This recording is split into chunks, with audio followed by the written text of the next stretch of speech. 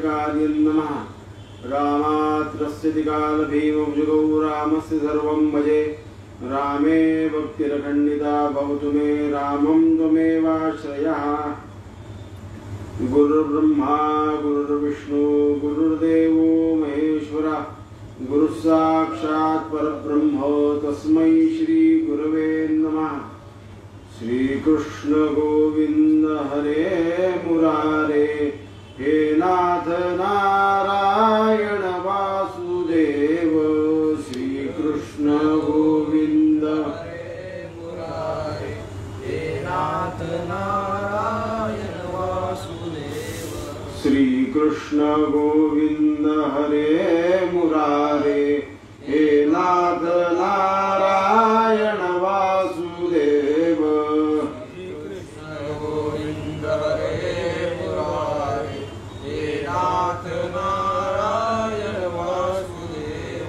श्रीकृष्ण गोविंद हरे मुरारे हे नाथ नारायण वासुदेव। श्रीकृष्ण गोविंद हरे मुरारे हे नाथ नारायण वासुदेव।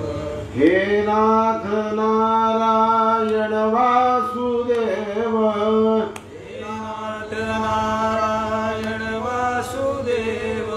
हे नाथ नारायण वासुदेव। हे नाथ नारायण वासुदेव।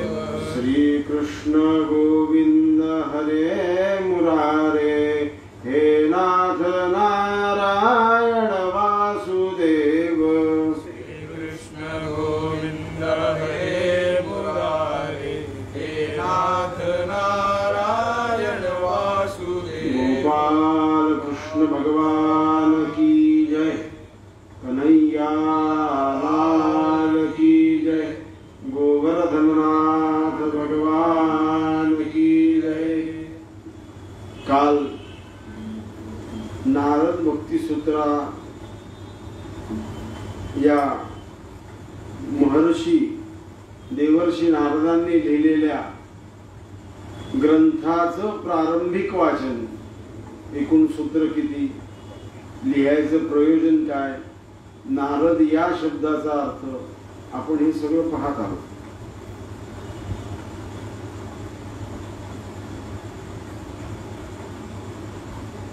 देवर्षी नारद पहिल्या सूत्राला सुरुवात करताना म्हणतात, अथातो भक्ती व्याख्यास्याम. आता भक्तीची व्याख्या. आतापासून भक्तीची व्याख्या. इथं एक सांगण्याचा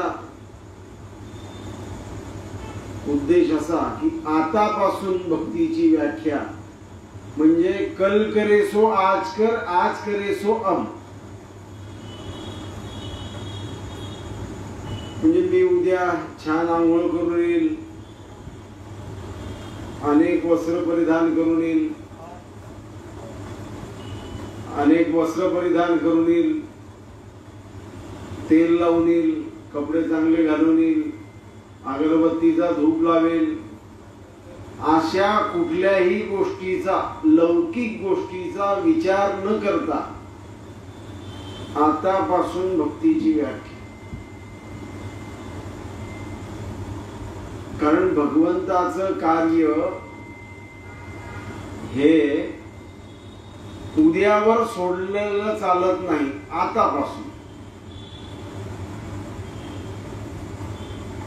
केव्हा मनात आलं भगवंताचा जप करायचा, लगेच हातात माळ घ्यायची, भगवंताचा जप करायचा. मी तर म्हणतो माळ घ्यायची गरज कोणाकरता मोजायचं.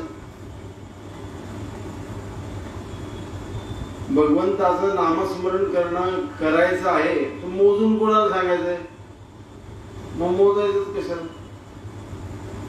आपण जर मोजलं तर काही ठिकाणी काही वेळेस साधकामध्ये तो अहंकार जागृत होतो. 24 लाख रामनामाचा जप केला मी, 13 कोटी झाला. हे बोललं म्हणजे गेलं, हे बोललं म्हणजे गेलं. किती झाला व त्याने मोजला त्याला माहिती. आता तो भक्ती व्याख्या, आतापासून भक्तीची व्याख्या. आता अथ शब्द वापरण्याचं कारण असं, सूत्राची सुरुवात नारदांनी अथ पासून सुरुवात केली आणि इतीला समाप्ती केली. इति नारद प्रोक्तम शिवानुशासनम,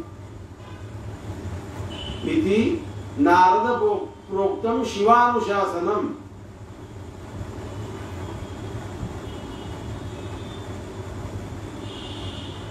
अथ हा शब्द मंगलकारक आहे.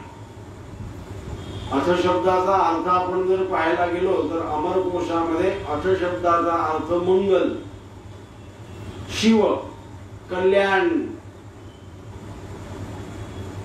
असे अनेक अर्थ अमरकोशामध्ये अथ शब्दाला सापडतात. तर अथ शब्द मंगलकारी का, असाही काही साधकांच्या मनामध्ये प्रश्न येईल. तर जेव्हा या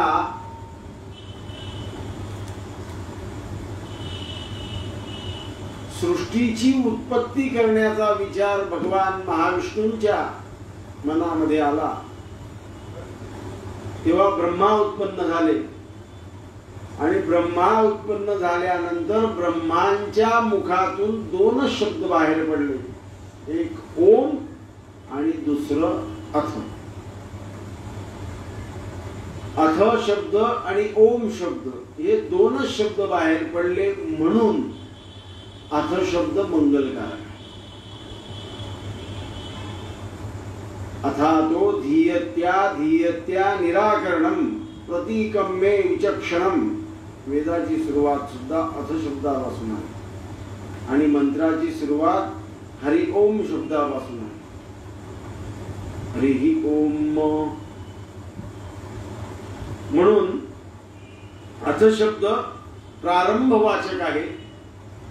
कारण प्रारंभाला जेव्हा शब्दाची उत्पत्ती ह्या विश्वामध्ये झाली ब्रह्मदेवाकडनं, तर पहिले दोनच शब्दामध्ये अथ आला, एक ओम आणि दुसरा अथ. म्हणून प्रारंभवाचक शब्द आहे, म्हणून तो अथ शब्द घेतला गेला.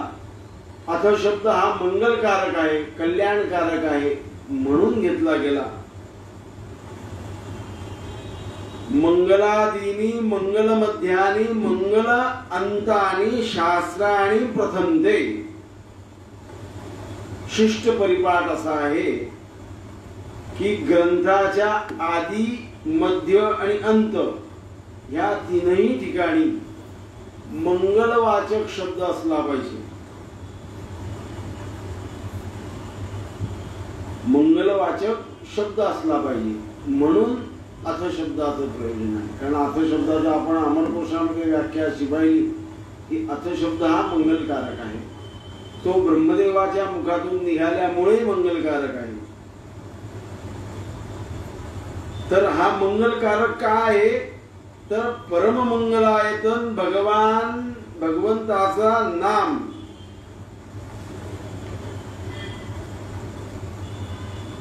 म्हणजेच भगवंताची नाभी म्हणजे हे सगळं आकाश आणि चतुर्दश भुवनात्मक कमळ आहे. भगवंताचं नाभी म्हणजे काय, आकाश आणि चतुर्भुवनात्मक कमळ आहे. आणि त्या कमळामध्ये अंतःकरणामध्ये सन्निविष्ट चेतन ब्रह्म हिरण्यगर्भ आहे. म्हणून ब्रह्मा जेव्हा उत्पन्न झाले तेव्हा त्यांनी ओम आणि अथ या शब्दाचा उच्चार केला, म्हणून अथ शब्द मंगलकारी आहे. आपल्याकडे असं म्हटलं आहे की बालक जन्माला आल्यावर, बालक हा शब्द आहे, पुत्र आणि कन्या असा शब्द नाही. कोणीही जन्माला आल्यावर नालच छेदनापूर्वी ती जी नाळ असते ती छेदनाच्या पहिले त्या बालकाच्या जिभेवर सुवर्णाक्षराने म्हणजे सोन्याच्या ताराने, आता तार हा वापरणं अयोग्य आहे, सोन्याच्या अंगठीने, तुम्ही म्हणाल का अयोग्य आहे, तर तो तार त्या बालकाच्या जिभेला लागू शकतो, म्हणून सोन्याच्या अंगठीने ती अंगठी मधात बुडवायची आणि त्या बालकाच्या जिभेवर ओम शब्द लिहायला सांगितलं.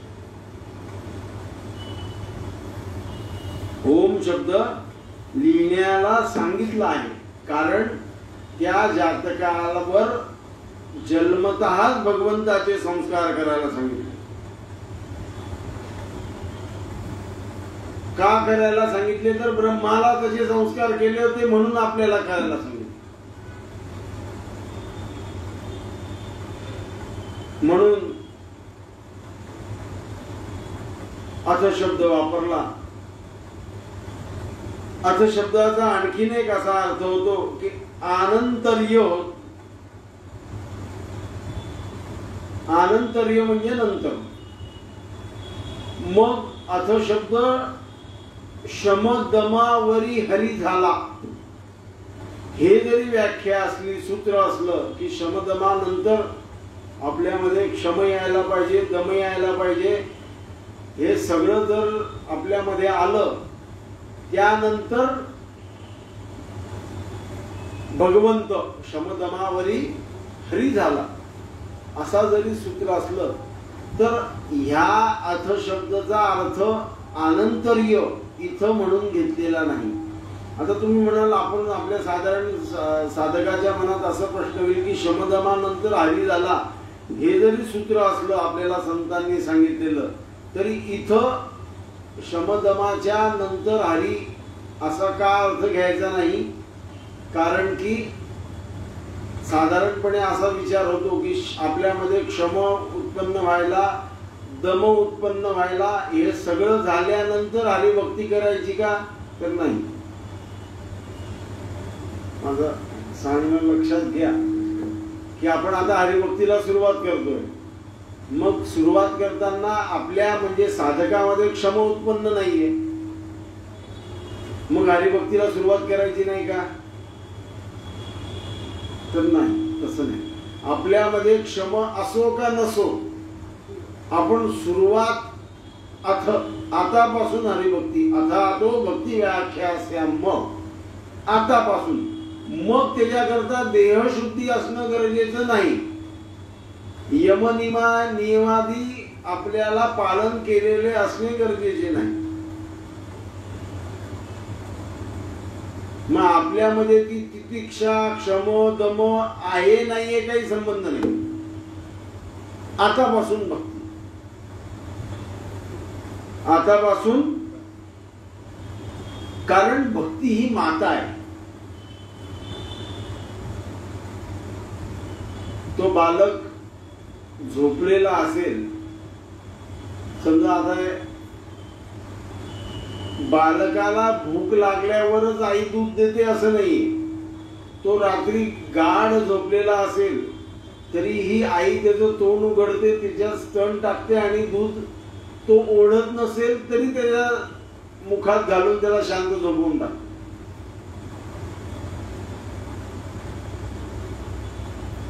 त्याला मुखात स्तन देऊन त्याला दूध पाजून रात्री परत तो रडो का न रडो,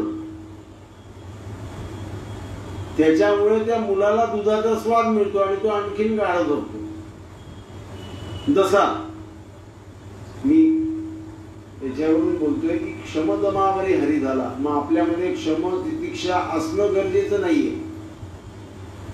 गरजेचं नाही म्हणजे गरजेचंच नाही असं नाही, पण आपण आतापासून भक्तीला सुरुवात करतोय, तर मग साधक असा विचार करेल की माझ्यामध्ये क्षम नाही, दम नाही, मग मी कसं काय भक्तीला सुरुवात करू, मी शुद्ध नाही, आंतरिक शुद्ध नाही, बाह्य शुद्ध नाही, मग मी कसं काय भक्तीला सुरुवात करू.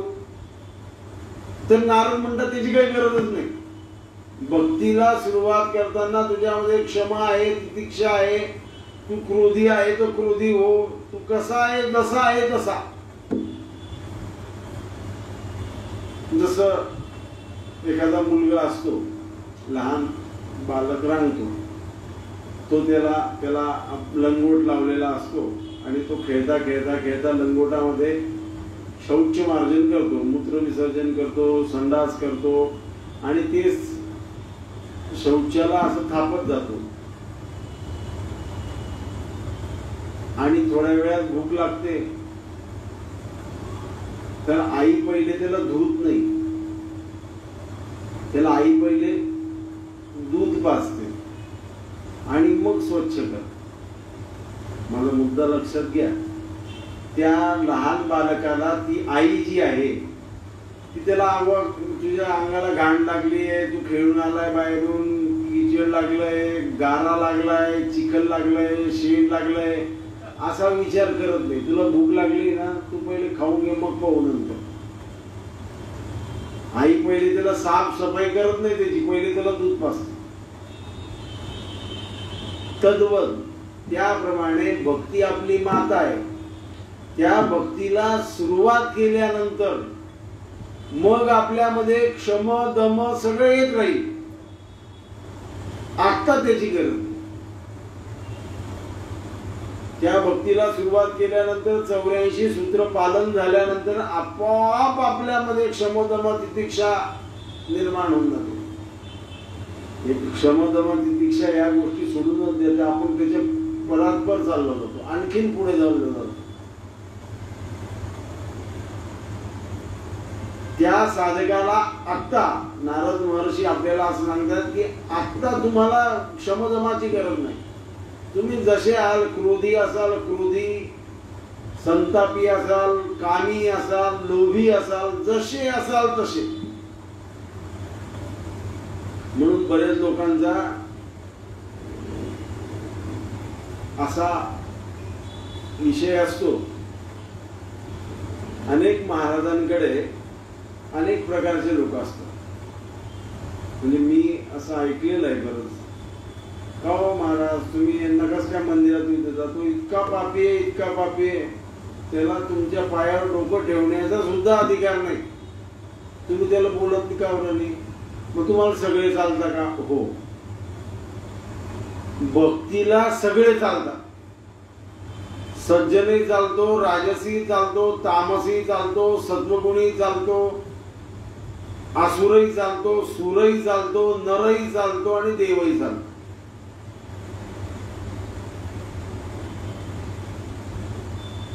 मग त्या मुलाला तसं दूध पाजून, गाऱ्या चिखलात खेळणाऱ्या मुलाला दूध पाजून जसं आपली आई आपल्याला त्या लहान मुलाला स्वच्छ करते, त्याप्रमाणे भक्ती माता आपण भगवंताची भक्ती करत गेलो की ती आपल्याला शुद्ध करते. शुद्ध करून मग ती आपल्याला भगवंताच्या मांडीवर ठेवते.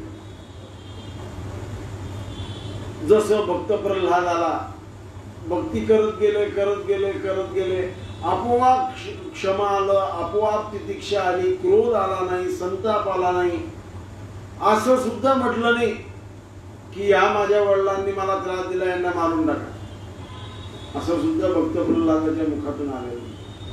आणि वडिलांना मारल्यावरही देवावर संताप आला नाही की तुम्ही माझ्या वडिलांना मारून टाका. म्हणजे काय, त्यांना मोक्ष द्या. म्हणजे मी मारल्यावर मोक्षच मिळणार आहे, फक्त त्यांचे पुढचे अवतार कार्य होऊन जाऊ दे थोडे. मग काय तेवढं नख आग करता म्हणून अजून बराचे फळ घातले त्याच्यात, जेणे भगवंताला दाह कमी झाला. हे कशामुळे झालं भगवंताचं, प्रल्हादाचं? तर भक्तीमुळे. क्रोध गेला, काम गेला, लोभ गेला. आणि मग त्या भक्ती मातेने काय केलं? नारसिंह स्वरूप भगवंताच्या मांडीवर भक्त प्रल्हादाला बसवलं, तेव्हा दाह कमी झाला. मांडीवर बसले भगवान भक्त प्रल्हाद नारसिंहांच्या. देवाने जवळ केलं, प्रमाण तुमचं उग्र रूप फार घाबरतोय मी, शांत करा रूप. म्हणून भगवान शांत झाले, भक्त प्रल्हाद मांडीवर बसले. तशी आई आपल्याला साफ करून वडिलांच्या मांडीवर देते. तद्वत भक्ती माता आपल्याला आपल्यामध्ये क्षम दम तितिक्षा सगळं सगळं सगळं टाकून कामी काम क्रोध लोभ लोभ मद मत्सर दंभ अहंकार सगळा घालून ती आपल्याला भगवंताच्या मांडीवर बसवत असते. म्हणून अथ शब्दाचा अर्थ अनंतर असा इथं घेतला गेलेला नाही. अनंतर म्हणजे तदनंतर. क्षमदमावरी हरी झाला, मग क्षमदमा आपल्यामध्ये येण्याची गरज नाही. भक्तीला सुरुवात करा, आपोआप आपल्यामध्ये क्षमदम यायला सुरुवात होती. आणि भक्ती आपल्यामध्ये आली, आपल्या मुखातून भक्ती व्हायला लागली की आपल्यामध्ये सद्गुण आपोआप निर्माण होते. आपल्यामध्ये सद्गुण आपोआप निर्माण होतील. यस्यास्ति भक्तिर् भगवन्ते किंचना सर्वे गुणास्तत्र समासते सुराः हरावभक्तस्य कृतो महद्गुणा मनोरथेनासति धावते वै. श्रीमद भागवतातल्या 5व्या स्कंदामधल्या 18व्या अध्यायात 12वा हा श्लोक आहे. भगवान भक्त प्रल्हाद दैत्य बालकांना असं म्हणतात, हे असुरपुत्रांनो, ज्याच्यामध्ये भगवंताची निष्काम भक्ती आहे त्या साधकामध्ये समस्त गुण स्वतः येऊन बसतात. समस्त गुण स्वतः येऊन बसतात. फक्त कामना त्याग आपण केला पाहिजे. कामनेचा त्याग आपण केला पाहिजे, भक्तीला सुरुवात केली पाहिजे. म्हणजे आपल्यामध्ये सगळे गुण येऊन बसतात आणि भगवंत आपल्याला सुलभ होतो. म्हणून भक्ती करायला सुरुवात करायला असताना आपल्यामध्ये सद्गुण असणं आवश्यक नाही. सद्गुण असणं आवश्यक नाही. दुर्गुण जरी असेल त्यानेही भक्तीला सुरुवात करायला तो अधिकारी आहे. दुर्गुणी माणूस सुद्धा भक्ती करायचा अधिकारी आहे. दुर्गुण माणूस भक्ती करायचा अधिकारी आहे असं इथं सांगितलं म्हणजे तो कुठल्या जातीचा काय हा सगळाच विषय इथं जातो. तो कुठल्याही जातीचा असो,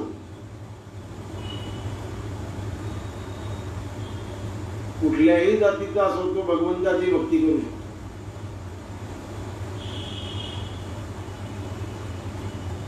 बालक वा नर नारी बालक सगळे भक्ती करू शकतात. प्रमाण महाराजांचा आपल्याला कोणीही त्याला सद्गुण असो दुर्गुण असो काही बरोबर एखादा म्हणेल की बुवा मी सद्गुणी आहे, मी सद्गुण त्यागतो आणि भगवंताच्या भक्तीला सुरुवात करतो. नाही तसं नको करू, जे आहे ते राहू दे, फक्त तू भक्तीला सुरुवात. मग त्या भक्तीची सुरुवात केल्यानंतर मग आपण आपली स्वतः परीक्षा, मी काल बोललो की आपल्याला भक्तीमध्ये आपली स्वतःची परीक्षा घ्यायची. भक्तीमध्ये पण सुद्धा अहंकार प्राप्त होऊन जातो. भक्तीमध्ये अहंकार प्राप्त, मग सल्ले द्यायला लागतो फुकटाचे.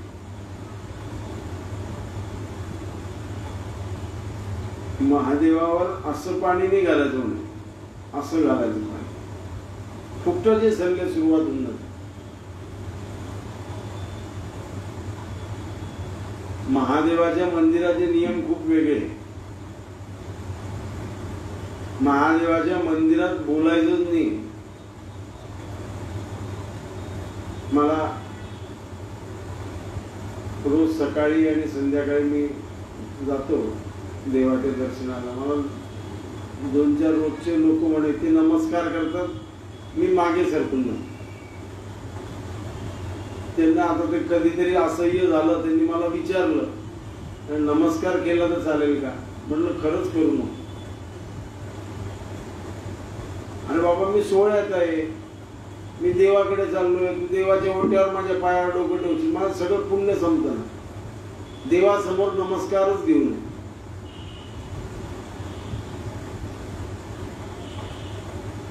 बरं एकाने मला असा प्रश्न, आमचा नमस्कार पण घेता नाही का म्हणजे तुम्ही? अरे म्हटलं तसं काही नाहीये, तिकडे ये, तिकडे नमस्कार कर, सोळं सोडू दे, माझी उपासना बाकी आहे, ती उपासना करून घेऊ दे. काही गोष्टीला नियम आहे, पण ते नियमाचा काय विषय होतो, आपण नियम सांगायला गेलो की वेगळाच अर्थ निघतो. असं महादेवावर पाणी घातलं की महादेवाला भेटतं, म्हटलं असं घातलं तर नाही भेटत, नाही म्हणत तिकडे जातो. आपल्याकडे करून टाकायचं. आणि तू कसंही टाक, असं टाक का असं टाक, एक तांब्या टाक का 11 तांबे टाक. मी एवढं सांगता आणि तिथं शेजारी गप्पा मारत बसता. महादेवाच्या मंदिरात बोलायला नाही सांगितलं, दान घ्यायला नाही सांगितले, महादेवाच्या मंदिरात नमस्कार गुरुला सुद्धा करायला नाही सांगितलं, महादेवाच्या मंदिरात नमस्कार बाहेर करून घ्यायचं.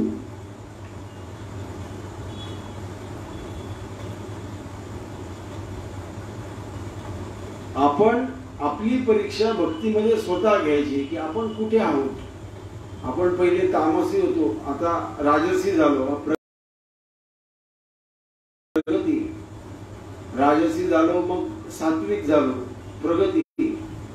बरं काय वेळेस काय होतं माहिती का, अनेक वेळेस आपला उद्वेग होऊन जातो आणि चिडून जातो, पण ते चिडल्यानंतर त्याचा विचार करायचा आहे की आपण चुकीचं चिडलो, पुढच्या वेळेस ह्या असा प्रसंग आला तर थोडं कमी चिड, त्याच्या पुढच्या वेळेस चिडूच नको. बरं ह्या संसारात राहायचं म्हणजे थोडासा लोभ ठेवावा लागतो, पण तो लोभ आहे ना कसा असावा माहिती का, कष्टाचा लोभ असावा की मी काम करतो आणि त्याचा मोबदला मी घेतला पाहिजे. आपल्याकडे कसं चालतं, बिना कष्टाचा लोभ आहे, म्हणजे मी लावेल 2 रुपये मला यायला पाहिजे 2 लाख रुपये. हल्ली देवाकडे पण असं, देवाला खरं भक्त कमी झालेले, कारण पूर्वी निष्काम भक्ती करणारे लोक होते. आता गोटा देऊनी पर्वत मागे तो हा माणूस खोटा, म्हणजे जो मंदिरात येतो ना तो म्हणतो, जो साधक काय आमच्यासारखे महाराज म्हणतात तेव्हा पुढे काही आता कोरोनाचे जरा प्रवचन कीर्तन बंद झाले, लवकर सुरू कर. जो कोणी साधक येतो तो लोभानेच येतो.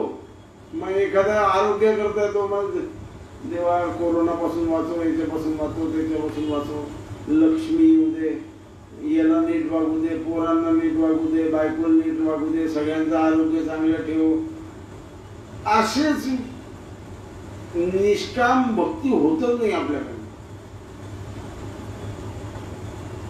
आणि निष्काम भक्ती सुरू झाली की मग हे क्षमदम आपल्यामध्ये यायला सुरुवात, तितिक्षा यायला सुरुवात.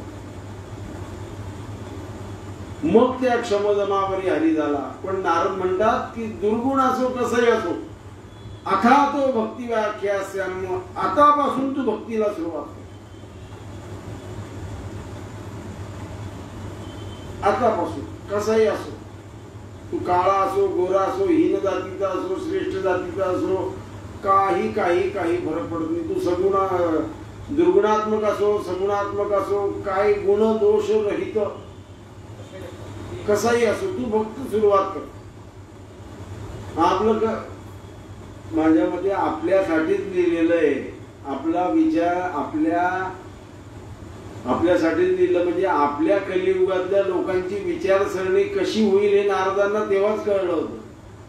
आपण चांगलं काम करायला कसं म्हणतो, मी आता उद्यापासून देवाचा जप करणार आहे. का उद्यापासून? आतापासून सुरुवात केली. जर तुला सांगितलं आता रात्रीचे 8:30 8:15 होत आहे, 8:45 वाजता ह्या कोपऱ्यावर ह्या चौकात 2 लाख रुपये मिळणार आहे, उद्या जाशील का तिथं? नाही, पटकन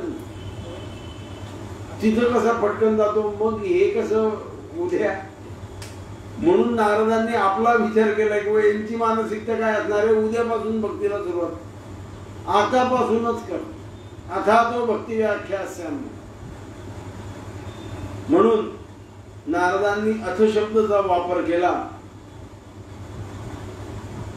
इतर साधन निरपेक्ष आहेत आणि भक्ती हे साधन परम प्रेम रूप आहे.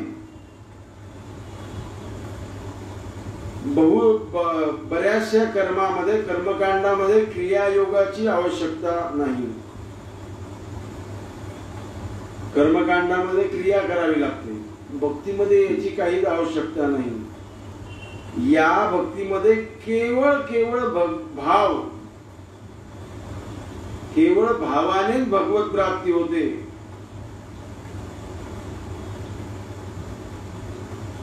आता महाराज म्हणतात की धर्म आणि उपासना करणे के अनंतर, म्हणजे धर्म आणि उपासना याच्या नंतर भगवंताची भक्ती सुरुवात करायची. म्हणजे धर्माचं पालन या सगळ्या गोष्टींबरोबर झालं पाहिजे, उपासना सुद्धा झाली पाहिजे. म्हणून अथक शब्दाचे दोन अर्थ होतात, अथक कारणात आणि अथक प्रयोजनात. अथ शब्द ह्या कारणामुळे किंवा या प्रयोजनामुळे असे वापरले जातात. अथक कारणात किंवा अथक प्रयोजनात. अथ शब्दाचे दोन अर्थ निघतात, अथक कारणात आणि अथक प्रयोजनात. ह्या कारणामुळे किंवा ह्या प्रयोजनामुळे आपण सगळे संसारामध्ये फसलेलो आहोत. सगळ्यांचा संसारामध्ये राग आहे. आता राग या शब्दाचा अर्थ म्हणजे संताप नाही घ्यायचा. सुखानुशायिनो रागा, म्हणजे आपल्याला सगळ्यांना संसारामध्ये सुख पाहिजे आहे. कोणाला धनाचं सुख पाहिजे आहे, कोणाला पतिपुत्रांचं सुख पाहिजे आहे, कोणाला पत्नीपुत्रांचं सुख पाहिजे आहे, कोणाला स्वजनांचं सुख पाहिजे आहे, कोणाला देहाचं सुख पाहिजे आहे, कोणाला आरोग्याचं सुख पाहिजे आहे, कोणाला धर्म, जाती, समाज, राष्ट्र यांचं सुख पाहिजे आहे. परंतु ह्या सुखानुशायिनो रागः, म्हणजे ह्या रागामुळे, सुखाची अपेक्षा केल्यामुळे आपल्यामध्ये सुख शांती येते का? आपण जर समजलं म्हटलं किंवा मला खूप धन पाहिजे, एक पूर्वीचा जो अंडा होता त्याला काय एक छान शब्द आहे, डेक. त्या डेक भरून एखाद्याला सोन्याची मोहरा पाहिजे असतील. असं आपलं सुखानुशायिनो रागा. समजा आपण कोणाला विचारलं कारण माझ्याकडे डेक भरून सोन्याच्या, डेक हा शब्द सोडा, पण माझ्याकडे 1 किलो सोनं तुला देऊ का? तो नाही म्हणेल का? सगळ्यांना तेच पाहिजे. धन सुखानुशायिनो रागा, धन सगळ्यांना पाहिजे. पण असं मनात विचार आणल्यावर खरंच धन मिळतं का? नाही. आपल्याला धन मिळतं का? नाही. आपण खूप भगवंताजवळ आपण असं सुख मागितलं किंवा मला माझ्या शरीरात निरोगी शरीर दे, तर खरंच निरोगी शरीर होतं का? नाही. आपण जर असं कल्पना केली किंवा सगळे नातेवाईक माझ्या म्हणण्याप्रमाणे वागले पाहिजे, सगळे वागता का? आपण असं म्हटलं माझे दोघी मुलं माझ्या म्हणण्याप्रमाणे वागले पाहिजे, वागता का? मग हे सगळं मागतो आपण, पण आपल्याला प्राप्त होतं का? तर नाही. आपल्या नशिबानेच आपल्याला प्राप्त होतं आणि प्राप्त झालं की त्याची आणखीन लालसा वाढत जाते, समाधान प्राप्त होत नाही. समाधान प्राप्त होण्यासाठी आपल्या चित्तामध्ये सम्यक आधान झालं पाहिजे, म्हणजे समतेचं आधान झालं पाहिजे. समता, त्याच्याशिवाय समाधान प्राप्त होत नाही. म्हणून महाराज म्हणतात की आपण सुख मागितलं तरी मिळत नाही. म्हणून अथ शब्द सूचित केलेला आहे की पाताळापासून ब्रह्मलोकापर्यंत विचार करू, पाहून घ्या. पाताळापासून ब्रह्मलोकापर्यंत बिना भगवत भक्तीचं कोणाला सुख मिळालेलं नाही. खरी जर शांती आपल्याला पाहिजे असेल, खरं जर वास्तविक सुख आपल्याला पाहिजे असेल, तर भगवंत भक्तीचंच प्रयोजन केलेलं आहे. म्हणून आता त्याच्याने सुख शांती प्राप्त होते. ह्या प्रयोजनाकरता भक्ती व्याख्यास्याम, इति भक्ती व्याख्यास्याम, याच्या प्रयोजनाकरता. अर्थ शब्दाचे दोन अर्थ निघतात, अर्थ कारणात आणि अर्थ प्रयोजनात. तर कशाच्या प्रयोजनात? तर आपल्याला सुख मिळण्याच्या प्रयोजनात भक्ती व्याख्यास्याम. कसलं सुख? कशाने मिळणारं सुख? तर भगवंताच्या नामाने, भगवंताच्या भक्तीने मिळणारं सुख, समाधान. अथ प्रयोजनात, ह्या प्रयोजनाकरता भक्तीचं व्याख्यान उद्या आणखीन याच्या संदर्भात आपण विचार करू. श्री कृष्ण गोविंद हरे मुरारे, हे नाथ नारायण